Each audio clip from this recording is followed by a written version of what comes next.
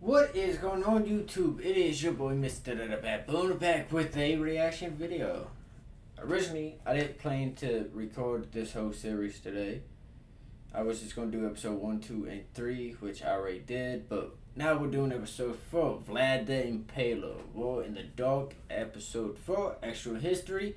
You can find the video and Extra History's channel link down below in the description. If you guys want to go watch it, you guys can go check out his channel. You got some pretty cool stuff. So I think I'm gonna go ahead and get this one done and the episode 5 one done all in one setting today. I think that's what I'm going to do. So let's go and get started with this. I forgot that's my mouse for the Xbox. I unplug it. So let's see. Like, comment, subscribe, turn on post notifications. Let me know what you guys think about the series.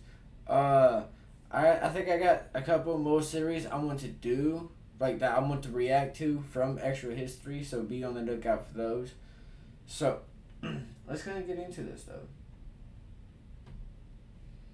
Bada bing, bada boom. Let's go ahead and like.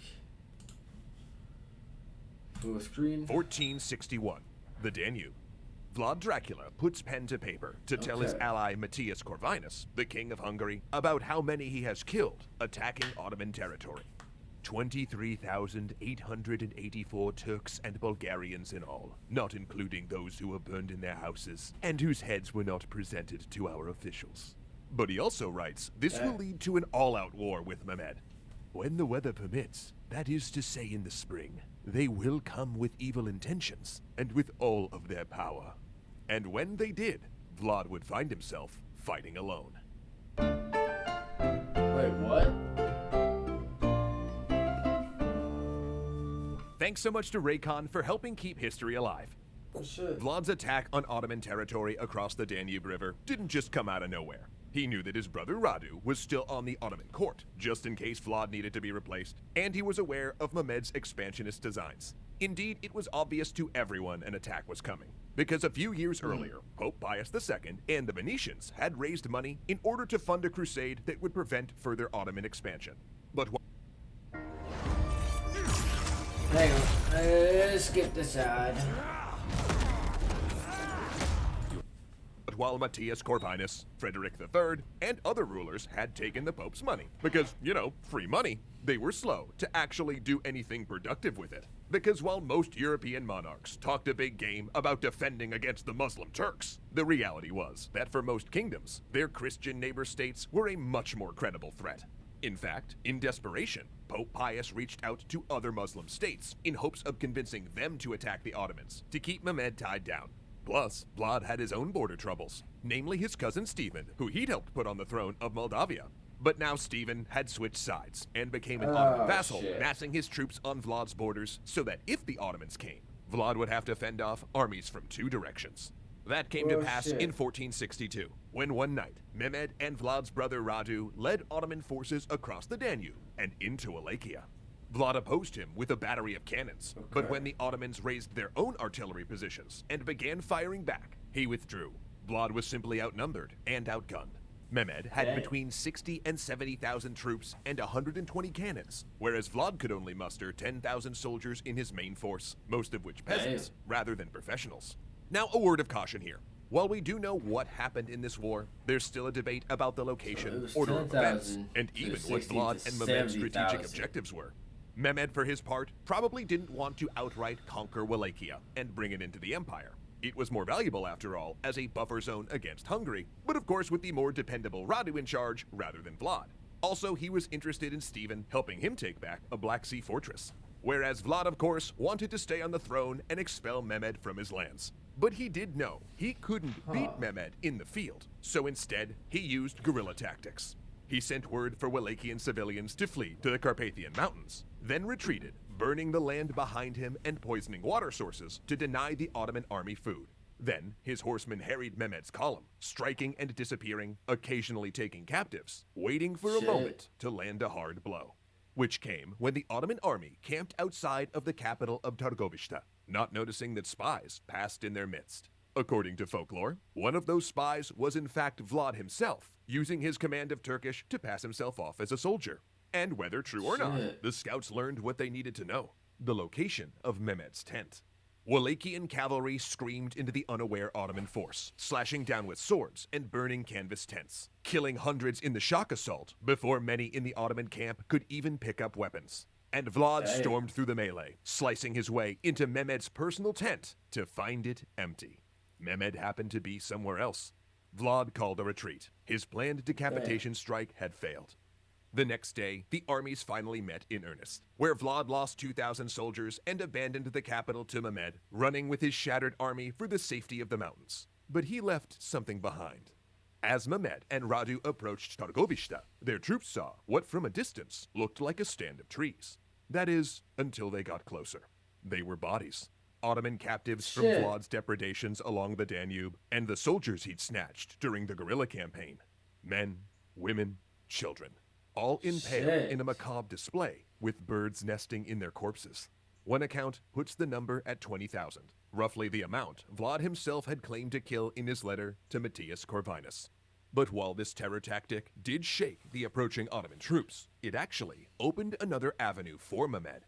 He had, after all, brought his favorite Radu the Handsome to replace Vlad. And Vlad's long-standing campaigns of public cruelty and his war on the boyars had not exactly endeared him to what was left of Wallachian nobility. So with Vlad on the run, clearly defeated, boyars increasingly defected to Radu. The new prince, now enthroned at Targovishta, quickly reached out to elements Vlad had clashed with, like the Transylvanian Saxons. A great warrior he was perhaps not, but he was a cunning enough diplomat to offer himself as a more reasonable alternative to his vicious brother, even if he was an Ottoman puppet. Vlad was defeated, out of power, his troops likely deserting in increasing numbers. The only upside was that his fortress on the Black Sea had withstood a siege by both Stephen and Mehmed, but that was cold comfort. And within weeks, Vlad's support had melted to the point that Mehmed went home, leaving Radu to run things, secure on his new throne. Now hiding in the Carpathian Mountains, Vlad had but one hope. See, there was rumors that his old ally, Matthias Corvinus, was marching toward Wallachia with a Hungarian army. So Vlad dispatched messages begging for aid in regaining his throne. And Corvinus came with a pair of shackles. See, Corvinus didn't necessarily want to battle Mehmed at that moment. But the Pope and Venetians had, after all, given him all that nice money to fight the Ottomans with, and it just seemed like such a waste to use it fighting the Ottomans, you know? But he did have to show he'd done something. So he arrested Vlad, producing several forged letters to prove that Vlad had been collaborating with Mehmed, offering to make war on Hungary in exchange for regaining his throne. And no, it doesn't make a lot of sense. In fact, even Corvinus' court historian seems to think it was a little thin. But Corvinus needed to show the Pope a victory, and uncovering Vlad's treachery was a way to do that without expending his military. So Vlad was a prisoner once again, and would remain one for 14 years. We have little documentation on Vlad during this period, apart from the fact that he was held for a few years, and then...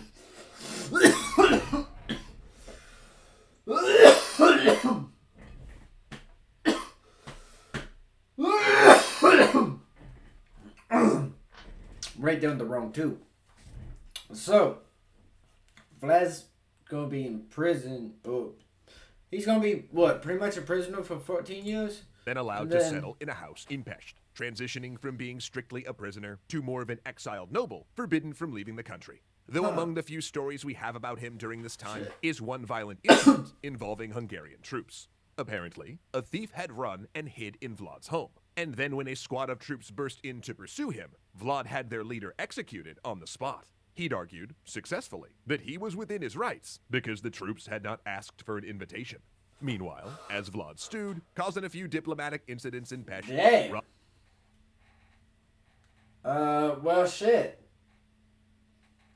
I just think we still have one more video on this. Like our I'm glad. We still have one more to do. A world of emotions.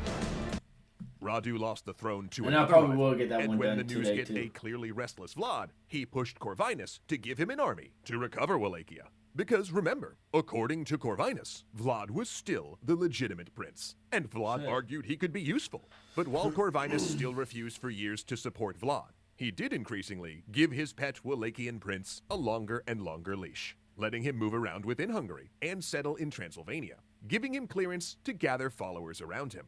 Staging Vlad across the border, exactly like all those pretenders had done during Vlad's rule, Corvinus was testing Dracula, seeing if he could trust him.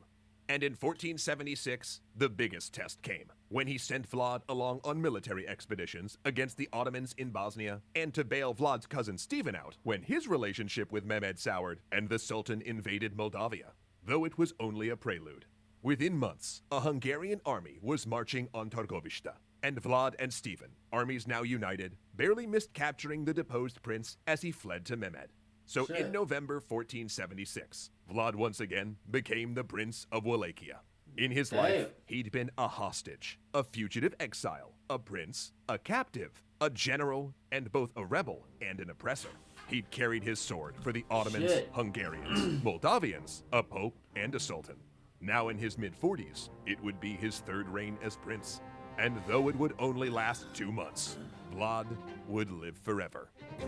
Ooh, eternal life sounds... Well, shit. I mean, he's definitely,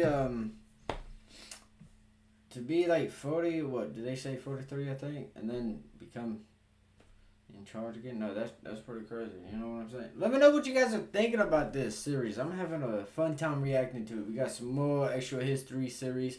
We're going to be recording here very soon for the reactions, and then we're going to